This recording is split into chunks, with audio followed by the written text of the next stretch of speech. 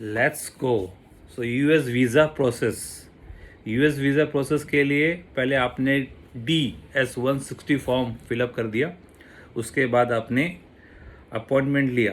Appointment के दो stages, पहला बायोमेट्रिक जहाँ पे आप अपना फ़ोटो, अपना फिंगरप्रिंट देते हैं। दूसरा काउंसलर, जो आपका मेजर और मेन प्रोसेस है और स्टेज है, जिसमें आपको पर्सनली वहाँ पे जाना पड़ता है एम्बेसी में और आपको अपना इंटरव्यू देना पड़ता है। ठीक है।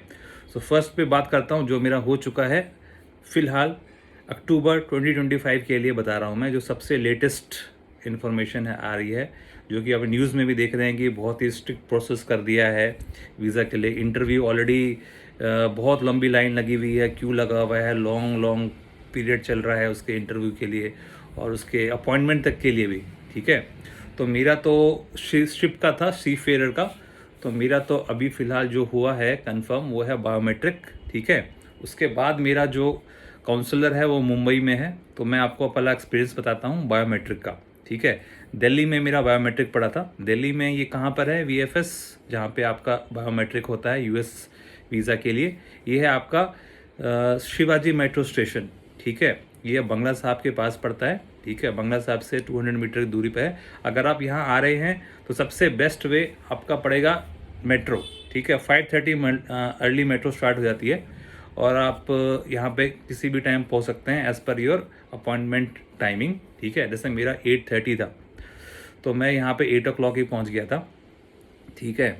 तो जब भी आप यहाँ पहुँचेंगे तो सबसे बेस्ट वे रहेगा मेट्रो के लिए। मेट्रो जैसे ही आप मेट्रो के बाहर निकलेंगे, सामने ही है यूएस एम्बेसी VFS। ठीक है। जहाँ पे आपका बायोमेट्रिक होगा। तो जब भी यहाँ आएंगे क्या क्या लेकर आएंगे? एक तो आप लेकर आएंगे DS-160 फॉर्म। ठीक है। कलरफुल लेके आइए ताकि आपके लिए पढ़ने के लिए और उनको चेक करने के लिए इजी पड़े। ठीक है। और फिर है आपका अपॉइंटमेंट कन्फर्मेशन। ठीक है। और इसके सारे पेजेस आप निकाल लीजिए, स्पेशली ये वाला ज़रूर निकालिएगा जिसमें आपका ये बार कोड है, क्योंकि सारे आपके इन्फॉर्मेशन जब वो मशीन से अगर स्कैन करते हैं, वैसे किया तो नहीं था मेरा, बस उन्होंने यहाँ पर टाइमिंग चेक किया था कि मैं अपने टाइमिंग के लाइन में ही खड़ा हूँ कि नहीं हूँ, क्योंकि वो अगर आपका 9 o'clock है तो आपको 8:30 लाइन में खड़े होने देंगे नहीं। और उसके बाद है वीज़ा फ़ी, जो आपने पेमेंट कर दिया है उसका स्लिप। ठीक है। प्लस पासपोर्ट और CDC सीमेन बुक अगर आप सी फेयर है। ठीक है। फिर आप वहाँ पहुँचेंगे, पर हाँ याद रखिएगा कोई भी प्रिंट आउट जो हमने दिखाया आपको ये सब आप लेके आइएगा, क्योंकि अर्ली मॉर्निंग वहाँ कुछ खुलता नहीं है। उसी VFS US बायोमेट्रिक के साइड में ही एक शॉप है, पर बहुत ही एक्सपेंसिव है, वो 100 रुपीज़ लेता है एक प्रिंट आउट का। वो 9 o'clock खुलता है वहाँ पे। जिस टाइम पे मैं पहुँचा था 8 o'clock वहाँ कुछ खुला नहीं था। ठीक है। वहाँ सब खोल रहे थे, पुलिस सफाइयाँ चल रही थी, वहाँ सिक्योरिटी गार्ड और 1-2 स्टाफ आ गए थे। ठीक है। क्योंकि 8 o'clock खुलता ही है वो। फिर 8:15 पे लाइन स्टार्ट हो जाती है वहाँ पे लगनी। फिर जैसे ही आप लाइन में लगेंगे सबसे पहले आपका यही चेक करेंगे, आपका DS-160 फॉर्म। इसमें आपका चेक करेंगे कि सारे डिटेल्स पासपोर्ट से मैच करेंगे। देख रहे हैं आप कलरफुल इसमें लगा कर रखा है, टिक मार्क कर रखा है कि मेरा सारा चीज़ करेक्ट है कि नहीं है। ठीक है। उसके बाद फिर आपका ये अपॉइंटमेंट कन्फर्मेशन दोबारा चेक करेंगे और इसके पीछे यहाँ पे सेकंड पेज में टाइमिंग लिखी होती है। टाइमिंग भी चेक करते हैं कि आप सही लाइन में तो खड़े हैं कि नहीं खड़े हैं। ठीक है। फिर आपको अंदर वो एंट्री करा देंगे। कोई भी electronic item, smart watch, mobile allowed है नहीं। बैग अलाउड है पर उसके अंदर कुछ भी इलेक्ट्रॉनिक डिवाइस नहीं होना चाहिए। अदरवाइज़ सामने ही उसके थोड़े से लॉकर्स हैं। ठीक है। छोटे छोटे लॉकर्स हैं, कम से कम 20-30 लॉकर्स हैं। आवरली बेसिस पे वो आप ले सकते हैं।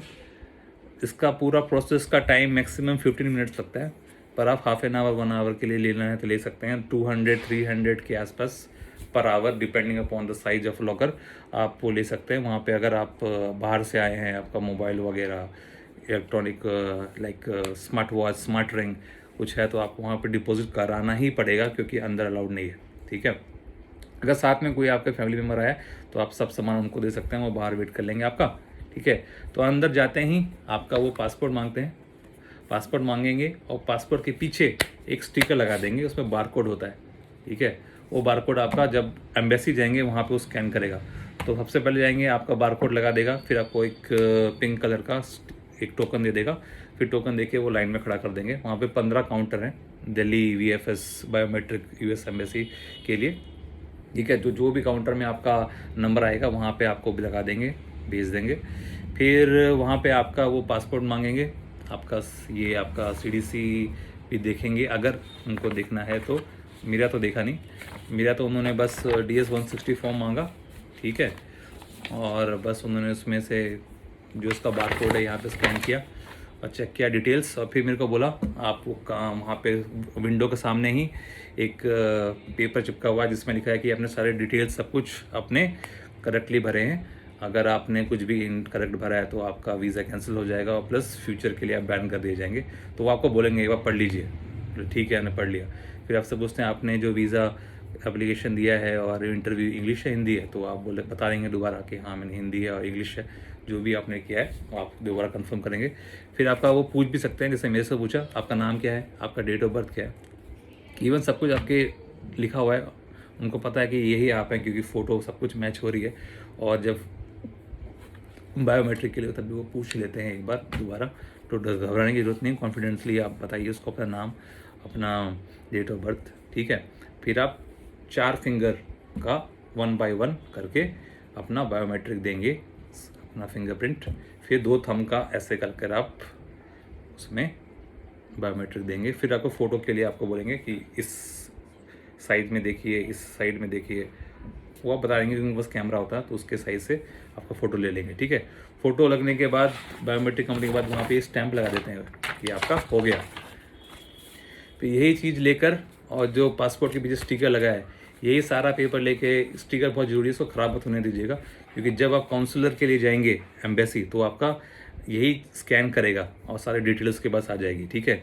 मेरा जो काउंसलर है मेरा है मुंबई, क्योंकि दिल्ली में मेरे को मिला नहीं और दोनों के बीच में मेरा 15 डेज़ का ही गैप है, तो फिर मुझे फास्ट चाहिए था, इसलिए मैंने यूज़ कर लिया Mumbai for my counsellor interview, जिसमें मैं एम्बेसी जाऊंगा, क्योंकि दिल्ली में तो बहुत लंबा लाइन है, ख़ास तौर पे नवंबर दिसंबर में मिल रहा है, तो मैं उतना देर वेट नहीं कर सकता था। और प्लस अगर आप किसी एजेंट के थ्रू मांगेंगे तो वो 1000 रुपीज़ से तो आपका एक पेज को करेक्ट करने में लेते हैं, और अगर अपॉइंटमेंट चाहिए आपको तो वो 10,000 चार्ज कर रहे हैं, ठीक है। तो मैंने सब कुछ इसमें मैंने खुद ही किया है, मैंने DS 60 फॉर्म खुद भरा है, अपॉइंटमेंट भी खुद लिया है। अपॉइंटमेंट लेने के लिए भी मैं रात भर किसी टाइमिंग होती है उस पर मैं जाके और मोबाइल में भी चेक करता रहता हूँ, ताकि मेरे को as early as possible appointment मिले, ठीक है। कोई भी इन्फॉर्मेशन चाहिए होगा आपको, DS 160 फॉर्म, एम्बेसी में कैसे जाना है, बायोमेट्रिक में क्या है, क्या प्रोसेस है, कुछ भी है, मेरे से एक बार पूछिएगा, क्योंकि मैं पहले भी इसका एक बार दे चुका हूँ 5 साल पहले, ये मेरा रिन्यू हो रहा है, तो फिर बहुत प्रोसेस चेंज हो गया है। पर जो भी मेरे फ्रेंड्स के साथ जो फीडबैक मुझे मिला, जो उनके थ्रू हुआ है, जो वो भी इस प्रोसेस के जा चुके हैं, उन्होंने अपना शेयर किया है, तो सबका करेक्शन लेकर आप जाएंगे तो आपका एक अच्छा रेडीनेस रहेगा, ऑलरेडी आप प्रिपेयर होकर जाएंगे तो आपका एक कॉन्फिडेंस अलग ही रहेगा, ठीक है। तो all the best to you, दोस्त जा रहे हैं बायोमेट्रिक के लिए, और मुझे ऑल द बेस्ट बोलिए क्योंकि मैं जा रहा हूँ काउंसलर के लिए, और जब काउंसलर का इंटरव्यू हो जाएगा, आई होप दैट ये हो जाए और मुझे भी कॉन्फिडेंस हो जाएगा, तो आपको मैं सेकंड वीडियो शेयर करूँगा और भी इंफॉर्मेशन दूंगा मैं मेरा सेकंड स्टेप के बारे में, counsellor interview in embassy for US visa. Okay guys, all the best, thank you so much.